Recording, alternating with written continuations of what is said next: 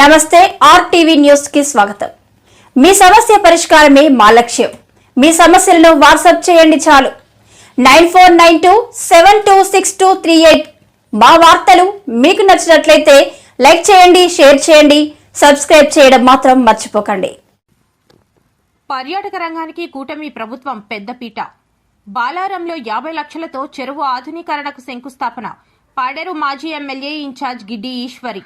పర్యాటక రంగం అభివృద్ధితోనే ప్రతి ఒక్కరూ ఆర్థిక అభివృద్ధి సాధిస్తారని పాడేరు మాజీ ఎమ్మెల్యే ఇన్ఛార్జ్ గిడ్డి ఈశ్వరి పేర్కొన్నారు. పొదవరం మండలంలో బాలవరంలో 50 లక్షల రూపాయలతో ఆధునీకరించే చెరువు అభివృద్ధి పనులకు గిడ్డి ఈశ్వరి భూమి పూజ చేశారు. అనంతరం ఆమె మాట్లాడుతూ పాడేరు నియోజకవర్గంలో మారుమూల గ్రామాలు అభివృద్ధి చెందాయంటే అది చంద్రబాబు నాయుడు కృషితోనే జరిగాయని ఆమె అన్నారు. గత 5 ఏళ్లలో ఎటువంటి అభివృద్ధి చేయకుండా వైసీపీ ప్రభుత్వం కాలయాపన చేసిందని విమర్శించారు.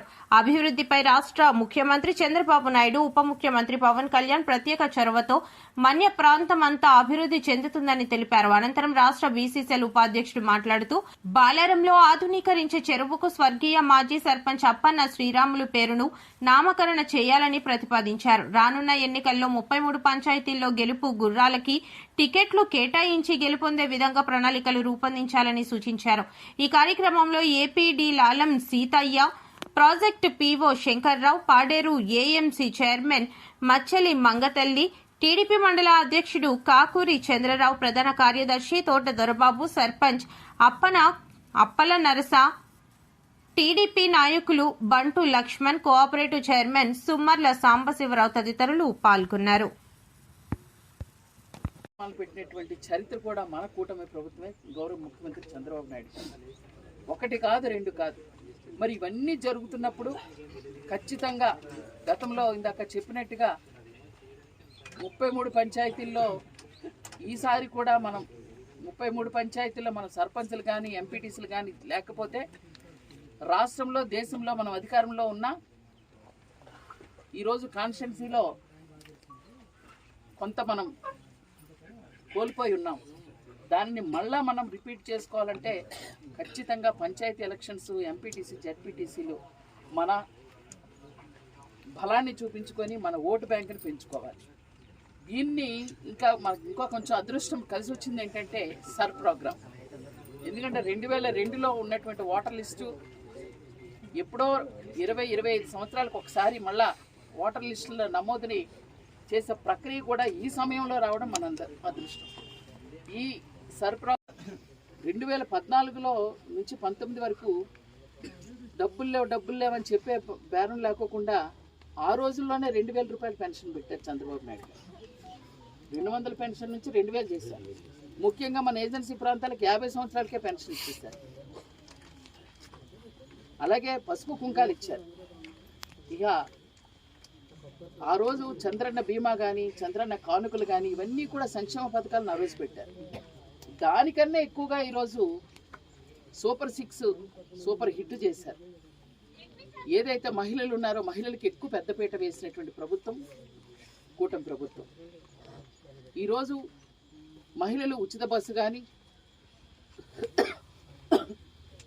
ఉచిత గ్యాస్ సిలిండర్లు సరఫరా కానీ, అంతేకాదు తల్లికి వందనం. ఇప్పుడు రేపు జూలైలో మన పిల్లలందరూ జూన్లో జాయిన్ అవుతే జూలైలోనే మన అమ్మ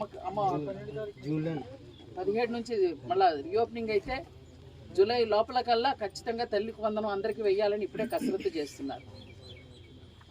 వీటన్నిటికీ మూల సూత్రం గౌరవ ముఖ్యమంత్రి చంద్రబాబు నాయుడు గారు, డిప్యూటీ సీఎం గారు పవన్ కళ్యాణ్ గారు మన రాష్ట్రానికి ఇద్దరు ఎలా అయితే ఉన్నారో వారికి తోడుగా అండగా యువ నాయకుడు ఇంకా రాష్ట్రాన్ని ఇంకా టెక్నికల్గా తీసుకెళ్లాలనేటువంటి ఒక గొప్ప సంకల్పంతో మన లోకేష్ బాబు గారు పడుతున్నటువంటి శ్రమ మనందరం చూస్తూ ఉన్నాం. ఈరోజు ఆ వంజంగికి వేలాది మంది వచ్చేస్తున్నారు.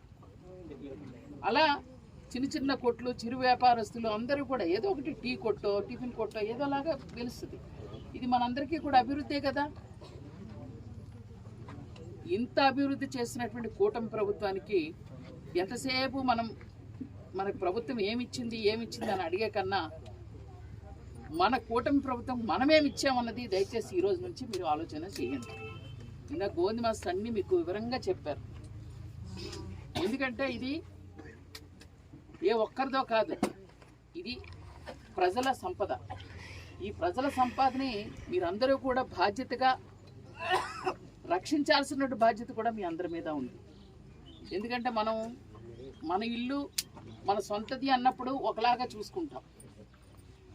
ఆ పైన ఎవడో చూస్తాడులే దానికి చెత్త అయిపోతే ఇప్పుడు మనం ఏం చేస్తాం, ఏళ్ళు మనం వెళ్ళి చెయ్యాలా ఏటా, దానికే మనకి డబ్బులు ఇస్తారా అని దయచేసి అలాంటి ఆలోచనలు పెట్టుకోకుండా ఏదైతే సుందర వనంగా సుందర ఇది బండి ఇది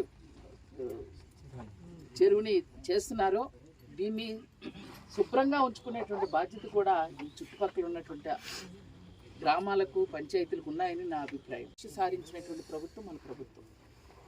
పర్యాటకం అంటే ఇప్పుడు ఇప్పుడు మీరు పెద్దలంతా చెప్పారు, మన ఆఫీసర్స్ అందరూ చెప్పారు. బాలారం మామూలుగా అయితే బాలారానికి కంటారానికి ఏదో ఎప్పుడో చుట్టం చూపు వెళ్దామో లేదంటే ఎలక్షన్ టైంలో వెళ్దాం అన్నట్టు ఉంటుంది. అమ్మవారు ఏదైతే ఉన్నారో బంగారమ్మ తల్లి అమ్మవారు, ఆ అమ్మవారి దేవాలయాన్ని మీరందరూ కష్టార్జితంతో ఏదైతే ఆ స్థాయికి తీసుకొచ్చారో ఆ అమ్మవారి దయ వలన మన ప్రభుత్వం ఈ చెరువును కూడా 50 లక్షలతో డెవలప్మెంట్ చేస్తుందనంటే ఇది ఒక ప్రధాన పర్యాటక కేంద్రంగా అందరినీ దృష్టికి పెడుతుందన్నది నా అభిప్రాయం. పర్యాటక కేంద్రమే కాదు, దీనివలన ఆర్థికంగా కూడా మనం కొంతమంది ఉపాధి పొందేటటువంటి పరిస్థితి ఉంటుంది. ఎందుకంటే ట్రాక్ వేస్తారు, పార్క్ ఇస్తారు, కనీసం అది శుభ్రంగా ఉంచుకోవడానికైనా సరే అక్కడ కొంతమందిని మనం కేటాయించుకుంటాం. దాన్నే పంచాయతీ ఏదైతే నిధులు ఉంటాయో దాని నుంచే మనం వాళ్ళకి ఇవ్వడం జరుగుతుంది. ఈ 5-6 పంచాయతీల్లో ఉన్నటువంటి వాళ్ళు దీన్ని ఉపయోగించుకోవడానికే కాదు, పైనుంచి వచ్చిన వాళ్ళం కూడాను పక్కనే చోద్యం కానీ నర్సీపట్నం కానీ వేరే బాలారం వెళ్తామరా సరదాగా అక్కడికి వెళ్తా చెరువు ఉంటుందట వీళ్ళు చూసొద్దామని అనుకొని అలాగా యువత కూడా లేకపోతే చూడడానికి వచ్చేవాళ్ళు కూడా ఇక్కడ ఎక్కువ ఉంటారు. ఒక పర్యాటక కేంద్రం అంటే ఖచ్చితంగా అది ఆర్థిక వనరుగా మారేటటువంటి క్షేత్రం అని మనం చెప్పుకోవచ్చు. అప్పుడు ఏం డెవలప్మెంట్ ఉండేది కాదు. 10 సంవత్సరాల క్రితం చూసుకున్నామన్నా సరే అంత డెవలప్మెంట్ లేదు. ఎప్పుడైతే గౌరవ ముఖ్యమంత్రి చంద్రబాబు నాయుడు గారు రాష్ట్రం విడిపోయిన తర్వాత ముఖ్యమంత్రి అయ్యారు, 2014 తర్వాత 14 ముందు అని మనం క్రీస్తు శకం ముందు వెనక అని మనం చెప్పుకోవచ్చు. ఎందుకంటే ఇప్పుడు మీరు చెప్పారు బంగారు తల్లి దగ్గర రోడ్డు లేదని, మన చోద్యం నుంచి వచ్చే రోడ్డు లేదని, ఇవన్నీ కూడా పూర్వం లేవు. 2014 తర్వాత రాష్ట్రం విడిపోయిన తర్వాత లోటు బడ్జెట్లో కూడా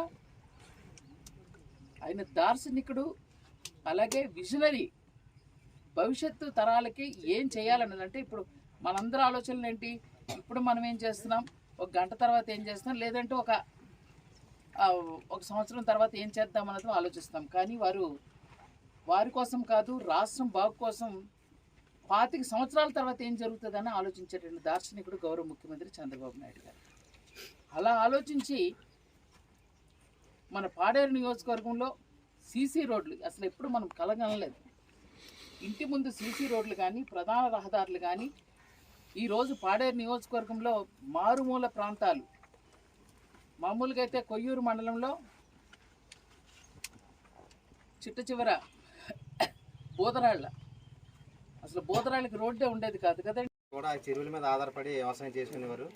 అలాంటిది ప్రభుత్వం ఏం చేసిందంటే కేంద్ర ప్రభుత్వం రాష్ట్ర ప్రభుత్వాలు ఉమ్మడిగా చెరువులు ఎక్కడెక్కడైతే ఉన్నాయో వాటన్నింటి కూడా ఆధునీకరణ చేయడం. అంటే ఏంటంటే పూడికి తీసి ప్రజలు ఉపయోగించుకునేలాగా వాకింగ్, అంటే ఇప్పుడు చాలామంది చూడండి, మనం ఎక్కువగా ఉదయం వాకింగ్ చేయం, అనారోగ్యాలతో ఎక్కువ మంది ఉంటున్నాం. అది వాకింగ్ చేసుకోవడానికి అలాగే జిమ్ కూడా ఏర్పాటు చేస్తున్నారు. జిమ్ వస్తువులన్నీ ఏర్పాటు చేస్తాం, అవి కూడా ప్రజలందరూ ఉపయోగించుకోవచ్చు ఉచితంగానే.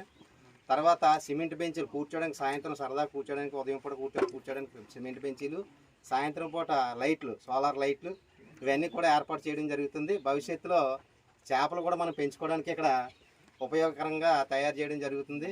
వ్యవసాయానికి నీరు, తాగునీరు అన్ని విధాలుగా కూడా చెరువుని అన్ని విధాలుగా ఉపయోగించడం జరుగుతుంది. కాబట్టి ఆధునీకరణ చేసి మీ అందరికీ గ్రామ పంచాయతీకి అప్పచెప్తాం. గ్రామ పంచాయతీ నిర్వహణలో ఈ చెరువుని మరింత అభివృద్ధి చేసుకొని ఇంకా గ్రాంట్ కావాలంటే మేడం గారి ద్వారా ప్రపోజల్ పంపించుకుంటే మరొక 50 లక్షలు కూడా మనం ప్రపోజల్ పంపించుకోవచ్చు.